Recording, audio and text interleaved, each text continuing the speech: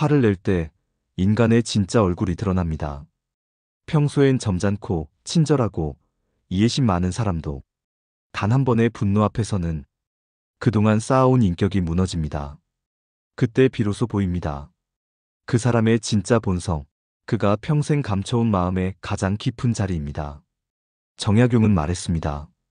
화를 다스리지 못한 사람은 자신조차 다스릴 수 없다. 분노는 순간의 감정이 아닙니다. 그 사람의 철학, 삶의 습관, 그리고 내면의 세계가 한순간에 드러나는 거울입니다. 누군가는 화를 낼 때 더럽혀진 말로 상대를 찌르고 누군가는 그 화를 삼키며 자신을 돌아봅니다. 결국 화를 낸다는 건 상대를 이기려는 게 아니라 나를 잃는 일입니다.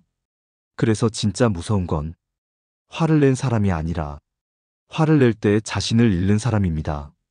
나이가 들수록 이 말의 무게는 더욱 깊어집니다. 젊을 땐 화가 패기로 보이지만 노년의 화는 무게가 다릅니다.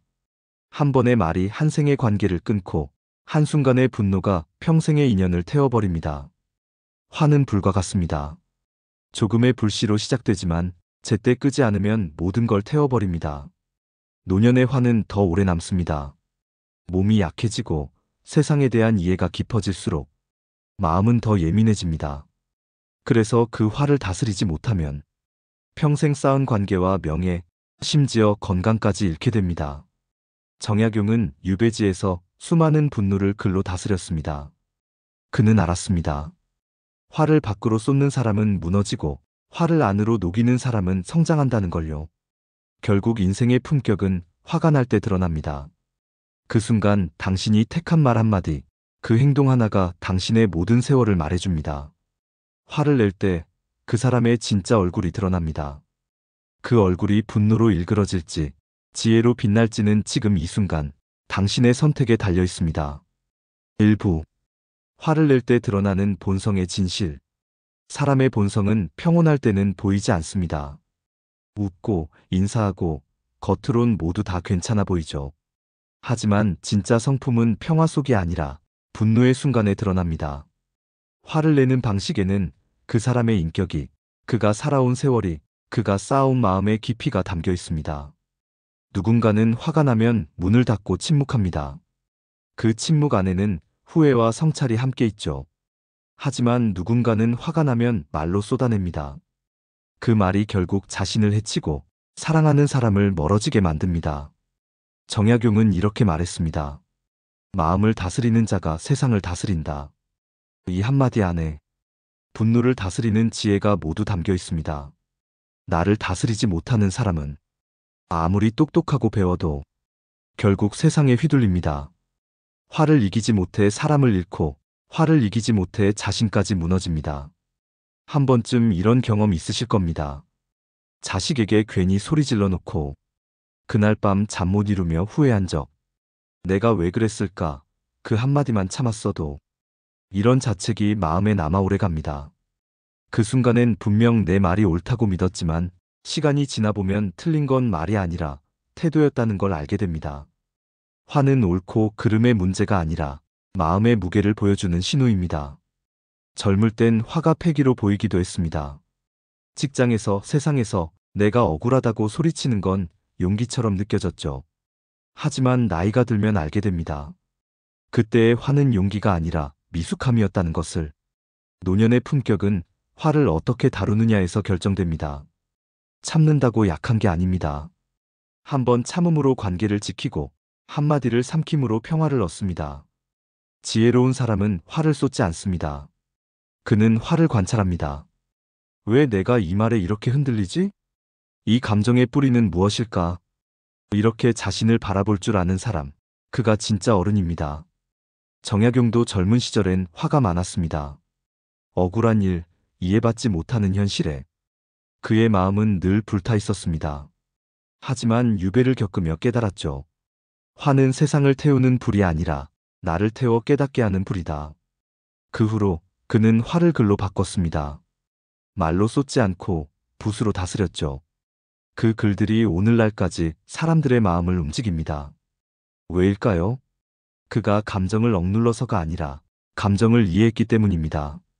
화를 낸다는 건 사실 나를 증명하고 싶은 마음입니다. 나는 틀리지 않았다. 나도 존중받고 싶다. 이 마음이 억울함으로 변할 때 분노는 폭발합니다.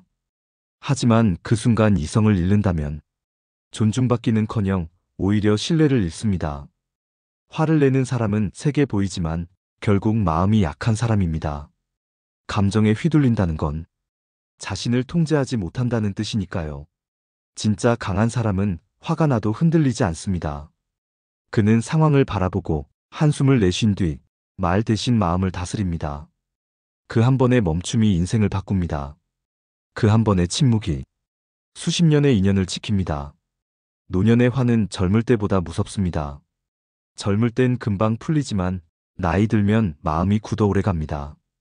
그 한 번의 분노가 가족 사이의 벽이 되고 이웃과의 갈등이 되고 스스로를 고립시키기도 합니다. 그러니 지금이라도 돌아봐야 합니다. 나는 화를 내는 사람인가, 화를 다스리는 사람인가. 그 차이는 단 한순간의 선택입니다. 정약용은 말했다지요. 화를 다스리지 못한 사람은 그 입으로 자신의 인생을 무너뜨린다. 말 한마디가 화를 낳고 그 화가 결국 나를 삼킵니다. 그러나 반대로 그 화를 품고 침묵한 사람은 그 침묵 속에서 자신을 단련합니다. 그게 바로 품격입니다. 결국 화는 우리가 살아온 인생의 거울입니다. 그 거울에 분노가 비치면 세상은 나에게도 화를 냅니다. 그 거울에 평정이 비치면 세상은 나에게 평온을 돌려줍니다. 오늘 당신은 어떤 얼굴로 화를 맞이하겠습니까? 분노로 흔들리는 얼굴입니까? 지혜로 다스리는 얼굴입니까? 그 한순간의 선택이 당신의 품격을 말해줍니다. 2부. 화는 감정이 아니라 미련의 불씨다. 우리는 종종 이렇게 말합니다. 나는 화낼 만한 이유가 있어.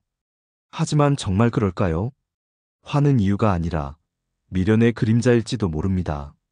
화를 낸다는 건 세상이 내 뜻대로 움직이길 바라는 마음이 무너졌다는 신호입니다. 내가 옳다고 믿었던 세상이 다른 방향으로 흘러갈 때 그 불만이 곧 분노로 변합니다. 사실 화의 밑바닥에는 내 뜻대로 되지 않음에 대한 깊은 집착이 숨어 있습니다. 그 집착이 바로 미련입니다. 자식이 내 말을 안 들을 때, 배우자가 내 마음을 몰라줄 때, 세상이 내가 믿던 질서와 다르게 움직일 때 우리는 억울하다고 느낍니다. 하지만 그 억울함의 중심엔 이래야 한다는 내 기준이 있습니다. 정약용은 이렇게 말했습니다. 세상은 내 뜻대로 되지 않는다. 그러니 나의 뜻을 고치는 것이 옳다. 이 한마디는 화의 근원을 꿰뚫는 지혜입니다. 나를 바꾸면 세상이 고요해지지만 세상을 바꾸려 하면 마음이 시끄러워집니다. 결국 화란 세상을 통제하려는 욕심에서 피어나는 불씨입니다. 한 노부부의 이야기를 들어보세요. 남편은 늘 아내에게 불만이 많았습니다. 왜 내 말은 늘 흘려듣는 거야? 내가 이렇게 고생했는데 고맙단 말 한마디 없네. 그는 자신이 옳다고 믿었습니다. 하지만 어느 날 아내가 조용히 말했습니다. 여보, 당신은 늘 맞지만 당신 곁은 늘 힘들어요. 그 말에 그는 깊이 깨달았습니다. 자신이 화를 낸 건 아내가 틀려서가 아니라 자신이 인정받고 싶었기 때문이었습니다. 그 인정받지 못한 마음, 그게 바로 미련이었습니다. 우리가 화를 낼 때 사실은 사람에게가 아니라 상황에 분노합니다. 왜 이렇게까지 해야 하나? 왜 나만 희생해야 하나? 이 억울함의 근원은 지금의 나를 인정하지 못하는 데 있습니다. 정약용은 또 이런 말을 남겼습니다. 사람이 스스로를 이기지 못하면 세상 그 누구도 이길 수 없다. 화를 다스린다는 건 결국 자기 자신을 다스리는 일입니다. 세상을 이기려 하면 끝이 없습니다. 하지만 나를 이기면 모든 게 고요해집니다. 그 순간 화는 사라지고 그 자리에 이해가 남습니다. 미련이 남은 사람은 자꾸 과거를 되짚습니다. 그때 왜 그렇게 말했지? 내가 그 말을 참았어야 했는데.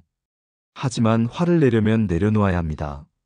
붙잡은 미련이 클수록 그 불씨는 꺼지지 않습니다. 노년의 화는 대부분 미련에서 옵니다. 젊을 땐 꿈이 꺾여 화가 났고 지금은 사람에게 실망해 화가 납니다. 하지만 진짜 이유는 같습니다. 내 뜻대로 안 되는 세상에 대한 저항입니다. 그런데 생각해보면 세상은 원래 내 뜻대로 된 적이 없습니다. 그런데도 우리는 여전히 그 불가능을 붙잡고 싸웁니다.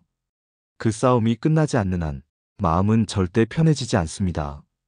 화를 없애는 가장 빠른 방법은 세상을 고치려 하지 않는 겁니다. 상대를 바꾸려 하기보다 내 생각을 조금 풀어주는 겁니다. 그래, 그럴 수도 있지. 저 사람도 나름의 이유가 있겠지. 이렇게 마음을 한 발 물러서면 불씨는 스스로 꺼집니다. 한 스님이 이런 말을 했습니다. 화는 붙잡을수록 불타고 놓아줄수록 사라진다. 그렇습니다. 화를 이기려 하지 말고 그냥 놓아주는 겁니다. 정약용도 유배지에서 세상에 대한 원망을 내려놓으며 비로소 평안을 얻었습니다. 그는 세상을 바꾸지 못했지만 자신을 바꿨습니다. 그 변화가 바로 지혜입니다. 화를 참는 건 억눌림이지만 화를 이해하는 건 깨달음입니다. 미련을 내려놓을 때 비로소 마음이 자유로워집니다. 화는 감정이 아닙니다. 세상과 싸우려는 나의 미련, 그 미련이 만든 불씨입니다. 이 불씨를 끄는 방법은 단 하나, 세상을 바꾸려 하지 말고 나를 다스리는 것입니다. 오늘 하루 화가 올라올 때 이렇게 물어보세요. 지금 나는 화가 난 걸까? 아니면 미련이 남은 걸까? 그 질문 하나가 당신의 마음을 살립니다. 3부. 분노를 다스리는 지혜 정약용의 방법. 사람은 누구나 화를 냅니다. 문제는 그 화를 어떻게 다루느냐입니다. 참는 건 임시 방편일 뿐 다스려야만 평화를 얻습니다. 정약용은 세상 누구보다도 억울한 사람이었습니다. 나라의 부패를 바로잡으려다 유배를 당했고 명예도 벼슬도 모두 잃었습니다. 하지만 그는 분노에 삼켜지지 않았습니다. 그는 그 화를 글로 바꿨습니다. 화를 말로 쏟는 이는 후회하지만 글로 쓰는 이는 깨닫는다. 그가 남긴 수많은 글은 그 분노의 산물이자 지혜의 결실이었습니다. 유배지의 밤, 그는 불을 밝혀 천자문을 쓰고 경전을 베꼈습니다. 누군가에게 하소연하지 않았습니다. 대신 마음을 종이에 풀었습니다. 그 과정에서 그는 자신을 다스렸습니다. 그의 글 속에는 한 인간이 화를 넘어서는 여정이 있습니다. 처음엔 원망으로 시작된 문장이 끝에 가서는 자비와 통찰로 마무리됩니다. 그것이 바로 분노의 승화입니다. 화를 다스린다는 건 억누르는 게 아닙니다. 감정의 뿌리를 알아차리고 그 감정을 다른 형태로 옮겨놓는 일입니다. 정약용에게 글은 감정을 정화하는 도구였습니다. 그는 화가 올라올 때마다 붓을 들었습니다. 감정이 글로 흘러나가면 마음의 독이 빠져나갔습니다. 우리에게도 필요한 건 그 습관입니다. 화를 내기 전에 잠깐 멈추고 펜을 들어보는 겁니다. 지금 내가 느끼는 건 무엇인가? 그 한 줄을 적는 순간 마음의 방향이 달라집니다. 한 어르신은 이런 말을 했습니다. 예전엔 화가 나면 소리부터 질렀어요. 이제는 종이를 꺼냈습니다.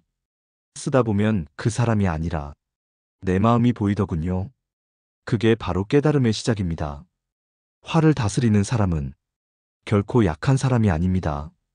그는 자기 마음의 주인입니다. 정약용은 또 말했습니다. 말은 상처를 남기지만 글은 성찰을 남긴다. 이 단순한 차이가 사람의 품격을 결정합니다. 화를 글로 바꾸는 일은 시간이 걸립니다. 하지만 그 시간 속에서 우리는 생각보다 더 깊은 평화를 만납니다. 글을 쓰는 동안은 분노가 아니라 이해가 자랍니다. 저 사람은 왜 그랬을까? 그때 나는 왜 그렇게 아팠을까? 이 질문이 쌓이면 마음은 더 부드러워집니다. 정약용이 남긴 500여 권의 책, 그 안엔 학문보다 더 깊은 것이 있습니다. 그건 바로 감정의 기록입니다. 그는 감정을 숨기지 않았습니다. 그는 감정을 바라봤습니다. 그래서 그의 글은 세월이 흘러도 사람을 울립니다. 그 글 속엔 화를 견딘 사람의 고요함이 흐릅니다. 지금 우리도 할 수 있습니다. 거창한 글이 필요하지 않습니다. 감정이 올라올 때 그 감정을 그대로 적어보세요. 오늘 나는 억울했다. 하지만 이 억울함이 나를 더 단단하게 하리라. 이 짧은 기록 하나가 당신을 변화시킵니다. 화를 낸 다음엔 후회가 남지만 글을 쓴 다음엔 깨달음이 남습니다. 정약용이 화를 글로 이겨냈듯 우리도 그렇게 할 수 있습니다. 말 대신 기록하고 분노 대신 성찰하며 그 속에서 자신을 새로 씁니다. 화는 사라지지 않습니다. 다만 쓰는 순간 그 모양이 달라집니다.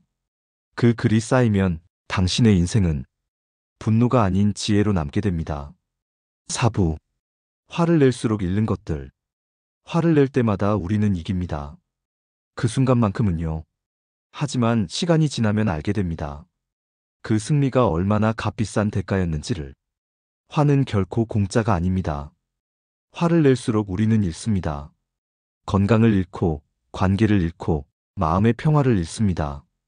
누군가의 말 한마디에 심장이 쿵 내려앉고, 혈압이 오르고, 밤새 뒤척여 본 적 있으시죠? 그게 화의 대가입니다. 의사들은 말합니다. 화가 날 때 분비되는 스트레스 호르몬이 몸의 세포를 빠르게 늙게 만든다고. 피가 끓고 근육이 긴장하며 심장은 온 힘으로 저항합니다. 그때마다 몸은 이렇게 외칩니다. 제발 멈춰라. 나는 싸우고 싶지 않다. 한순간의 분노는 당신의 일년을 갉아먹습니다. 그만큼 에너지를 태워버리기 때문입니다. 정약용은 말했습니다. 화를 다스리지 못하면 병이 마음에서 시작되어 몸으로 옮겨간다. 그는 마음의 독이 언젠가 몸의 병으로 변한다고 봤습니다. 그래서 진짜 지혜로운 사람은 화를 피하는 것이 아니라 화를 관리합니다. 화를 쌓아두지 않고 제때 흘려보냅니다. 관계도 마찬가지입니다. 말 한마디로 평생의 인연이 깨집니다. 특히 나이 들수록 그 복구는 어렵습니다. 한번 삐걱한 관계는 수년이 지나도 어색함이 남습니다. 사람은 다릅니다. 젊을 땐 먼저 다가오지만 나이 들면 멀어지는 게 더 쉽습니다. 그래서 노년의 분노는 더 위험합니다. 괜히 화냈다. 그 한마디만 참았어도 후회는 항상 늦게 찾아옵니다. 하지만 이미 관계는 멀어져 있죠. 한 어르신의 이야기가 있습니다. 아들은 바쁘다는 이유로 전화를 자주 못 드렸습니다. 그날따라 서운함이 커졌던 아버지는 전화를 받자마자 큰 소리로 말했습니다. 너는 나를 부모로 생각하긴 하냐? 그 한마디에 아들은 말을 잃었습니다. 그 후로 몇 달간 연락이 끊겼습니다. 그때 아버지는 깨달았습니다. 내가 아들을 혼낸 게 아니라 내 외로움을 폭발시킨 거였구나. 그 외로움의 화살은 결국 자신을 향해 있었습니다. 화는 이렇게 돌아옵니다. 상대를 향해 쏜 말이지만 그 상처는 결국 내 안에 남습니다. 그게 바로 화의 순환입니다. 정약용은 또 이렇게 경고했습니다. 입은 마음의 문이니 분노의 말이 나가면 마음의 평화는 떠난다. 그는 침묵이 지혜의 시작이라 했습니다. 침묵은 약함이 아니라 마음을 지키는 방패입니다. 화를 낸다고 문제가 풀리지 않습니다. 오히려 더 엉키고 더 깊어집니다. 화를 참는 게 손해처럼 느껴지지만 사실은 이익입니다. 그 한 번의 참음이 관계를 지키고 나를 지킵니다. 노년의 품격은 목소리의 크기가 아니라 화의 크기로 결정됩니다. 화를 낼수록 인생이 좁아지고 화를 다스릴수록 세상이 넓어집니다. 한 번의 분노는 10년의 신뢰를 무너뜨리고 한 번의 침묵은 10년의 인연을 지킵니다. 무엇이 더 현명한 선택일까요? 정약용은 유배지에서도 화를 다스리기 위해 글을 썼습니다. 그는 세상을 향해 분노하지 않았습니다. 대신 자신에게 물었습니다. 나는 오늘 마음을 다스렸는가? 그 질문 하나로 그는 18년의 유배를 버텼습니다. 화가 삶을 무너뜨리지 않도록 화를 지혜로 바꾸며 살아갔습니다. 우리도 그럴 수 있습니다. 누구나 화가 나지만 그 화를 어떻게 다루느냐에 따라 인생의 방향이 달라집니다. 화를 낼수록 잃습니다. 관계, 건강, 존중, 그리고 평화까지. 하지만 화를 다스리면 얻습니다. 지혜, 품격, 그리고 마음의 자유를. 결국 화의 크기가 당신의 인생의 크기를 결정합니다. 오늘 하루 화를 낼 이유를 찾기보다 화를 다스릴 이유를 떠올리십시오. 그 순간 인생이 달라집니다. 5부. 화가 아닌 지혜로 남는 사람. 시간이 지나면 사람은 두 부류로 나뉩니다. 화를 남기는 사람, 그리고 지혜를 남기는 사람. 앞의 사람은 늘 후회로 말하고 뒤의 사람은 침묵으로 가르칩니다. 세월이 흘러 기억에 남는 사람은 목소리가 큰 사람이 아니라 마음이 깊은 사람입니다. 정약용은 말했습니다. 화를 다스리는 자가 천하를 다스린다. 그가 남긴 수많은 저서는 분노를 이겨낸 시간의 흔적입니다. 그는 세상을 향해 화를 냈지만 그 화를 글로 바꿨고 결국 그 글이 세상을 바꿨습니다. 그의 분노는 사라졌지만 그 지혜는 세대를 넘어 남았습니다. 분노를 이겨낸 사람은 세상을 바꾸지 않아도 자신의 내면을 바꿉니다. 그 변화가 결국 모든 관계를 바꿉니다. 화를 내는 사람은 순간 강해 보이지만 지혜로 남는 사람은 평생 존경받습니다. 왜냐하면 화는 불처럼 타오르지만 지혜는 등불처럼 오래가기 때문입니다. 나이가 들수록 우리는 점점 더 많은 걸 잃습니다. 힘도, 지위도, 사람도. 하지만 그 중에서도 가장 아까운 건 마음의 여유입니다. 화를 내면 그 여유마저 사라집니다. 지혜로운 사람은 압니다. 이 나이에 화내서 얻을 건 아무것도 없다는 걸. 그래서 그들은 말 대신 미소를 택합니다. 그리고 그 미소가 세상을 가장 부드럽게 바꾸는 힘이 됩니다. 어느 노학자가 이런 말을 했습니다. 말로 남은 이는 잊히지만 품격으로 남은 이는 영원하다. 품격은 배움으로 만들어지지 않습니다. 품격은 화를 견딘 순간에 만들어집니다. 우리가 진짜 어른이 되는 때는 지식이 많아질 때가 아니라 화가 줄어드는 순간입니다. 그때부터 마음은 가벼워지고 삶은 단단해집니다. 정약용은 유배지에서 수없이 분노했지만 결국 그 분노를 자양분 삼아 후세의 스승이 되었습니다. 그는 세상과 싸우는 대신 스스로와 화해했습니다. 그 화해가 바로 깨달음이었습니다. 이제 우리에게 필요한 것도 같습니다. 화를 덜 내는 게 아니라 화를 초월하는 법을 배우는 것. 화는 적이 아니라 스승입니다. 그 감정을 통해 나를 돌아보는 힘이 생기니까요. 누군가는 분노로 세월을 태우고 누군가는 그 분노로 지혜를 빚어냅니다. 당신은 어떤 사람으로 기억되고 싶습니까? 화를 낸 사람으로, 아니면 화를 넘어선 사람으로? 이 질문이 인생의 마지막 장을 바꾸는 열쇠가 됩니다. 지혜로운 사람은 말로 설득하지 않습니다. 그는 태도로 가르칩니다. 그가 말없이 앉아 있는 것만으로도 주변은 조용해집니다. 그의 침묵 속엔 수많은 화를 이긴 평정의 힘이 있습니다. 정약용의 삶이 그러했습니다. 그의 글은 분노에서 태어났지만 그 끝은 평화로 향했습니다. 그래서 그의 이름은 세월이 흘러도 사라지지 않았습니다. 우리의 인생도 같습니다. 화가 남으면 관계가 무너지고 지혜가 남으면 인생이 단단해집니다. 화는 사람을 흩어지게 하지만 지혜는 사람을 모이게 합니다. 오늘도 누군가에게 화를 낼 이유가 생길 겁니다. 그때 이렇게 말해보세요. 이 화로 무엇을 남길 것인가? 그 순간 당신은 이미 지혜의 길로 들어선 것입니다. 결국 인생의 끝에 남는 것은 재산도 지위도 아닙니다. 남들이 기억하는 건 그 사람이 어떤 마음으로 살았는가입니다. 화를 남긴 사람은 잊히고 지혜를 남긴 사람은 존경받습니다. 그리고 그 존경은 죽음 이후에도 이어집니다. 오늘 그 선택이 당신에게 있습니다. 화를 낼 것인가, 지혜로 남을 것인가? 그 답은 바로 지금 당신의 한숨 속에 있습니다. 인생의 마지막에는 결국 두 가지 흔적만 남습니다. 누군가는 화를 남기고 누군가는 지혜를 남깁니다. 세월이 흐르면 말보다 마음이 기억됩니다. 누군가의 따뜻한 한마디, 그 조용한 미소 하나가 평생의 인연이 되기도 합니다. 화를 내는 사람은 그 순간 세상을 흔들지만 화를 다스린 사람은 그 마음으로 세상을 품습니다. 정약용은 말했습니다. 마음을 다스리는 자가 세상을 다스린다. 그는 세상을 탓하지 않았습니다. 그는 자신을 바꾸었습니다. 우리에게도 그 지혜가 필요합니다. 화가 올라올 때마다 이 말을 떠올려 보세요. 지금 이 화로 무엇을 남기려 하는가? 그 한 생각의 차이가 당신의 인생을 바꿉니다. 화를 낸다고 문제가 풀리지 않습니다. 하지만 화를 다스리면 삶이 고요해집니다. 이제 우리는 알아야 합니다. 화를 다스리는 순간 그 사람의 품격이 완성된다는 것을. 말로 이기는 인생이 아니라 마음으로 이기는 인생이 진짜 어른의 길입니다. 별빛 철학은 믿습니다. 당신 안에는 이미 그 지혜가 깃들어 있습니다. 오늘 그 마음의 등불을 켜보세요. 그리고 스스로에게 말해주세요. 나는 화가 아닌 지혜로 남겠다. 그 다짐 하나가 당신의 인생을 밝힐 겁니다. 끝까지 함께 해주신 여러분, 진심으로 감사합니다. 별빛 철학은 언제나 당신의 마음 곁에 머물겠습니다. 좋아요와 구독, 그 마음의 응원이 이 채널의 또 다른 별빛이 됩니다.